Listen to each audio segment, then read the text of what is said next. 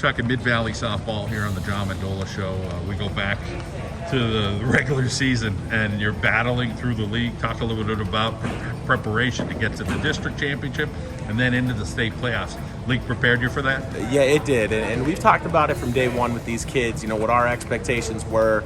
Even though our goals were set high, we knew we had our work cut out to get through our league, and then get through our district as well. Like you said, no easy task, and that definitely prepared us for states, and then we're hoping it prepares us moving forward. You never know what you're going to get. Lackawanna League, Wyoming Valley Conference, but you respected the opponents. Take us through playing Holy Redeemer in that championship. You had to go down to their place. Tough afternoon. The rains were just about ready to come. They had the lead. Yeah, I mean, we know we're in for a tough game whenever we go down there. Jerry does a good job down there with his kids, and we had some really bad memories from down there and then some really good memories. And, we talk about that with the kids, and we knew we'd have to play a good game, and they were going to be fundamentally sound. We knew we felt if we executed at a high level that we'd come out on top, and thankfully we made a few more plays than they did that day. Let's talk about the long ball in particular in that game, those home runs, and that came up huge for your team. Yeah, so since the playoffs started, we have 8 home runs from 6 different kids. So we're getting a contribution from everybody. Obviously, everyone knows Miranda Runco. She had quite a debut this year. But right now, the kids behind her are stepping up and hitting some home runs and some timely hits. So it really feels like we're gelling at the right time. See, first time, you bring up a great point. First time seeing these sophomores. Nobody knows who they are. They didn't get to play as freshmen. But talk about what that's like for these young ladies to make that appearance and to make big impressions. Yeah, and I tell the kids, I tell everyone this, we have 2 freshman classes. I feel like the whole league does. Freshmen and sophomores, they've never seen a varsity field before. So, this year was sort of an unknown. We had some ideas of some kids, but you really don't have a full grasp on the competition until you get to see these kids play a little bit and see what these young kids could do.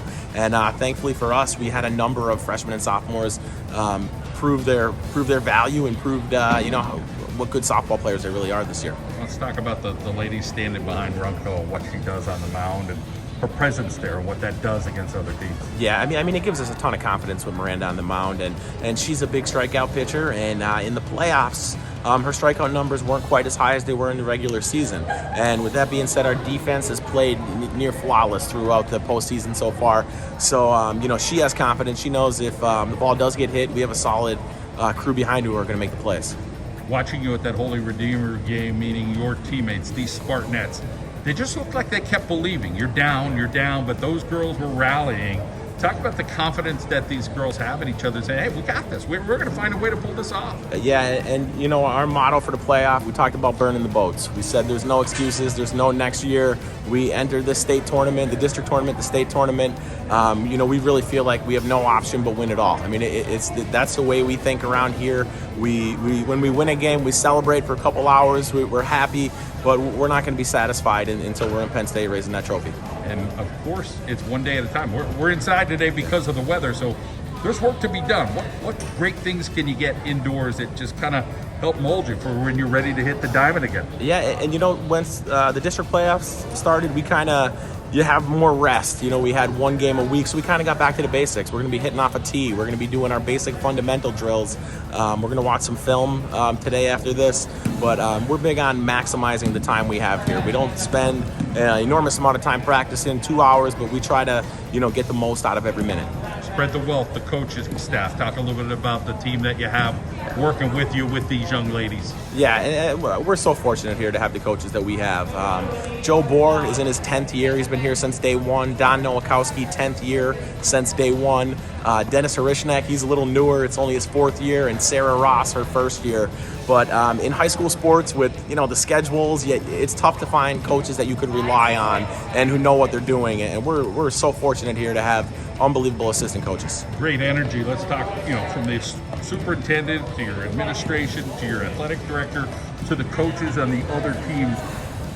It seems like the Mid-Valley Spartanettes has gotten a little more contagious over the years. Talk about the positivity between that and your community is just really supporting you. Yeah, it's unbelievable the community support we get, and like you mentioned, our school board, our superintendent, our principal, athletic director, everybody comes out and supports. And when a team does make a run like this, I can't tell you how many messages I got, the players got, how many, congratulations. You can't walk down the hallway in school without getting stopped. So there's a ton of pride here, and I think we've been in existence for 52 years, and there's no state titles. So that's something we talk to the kids about. That it's gonna happen one day. So why not us this year?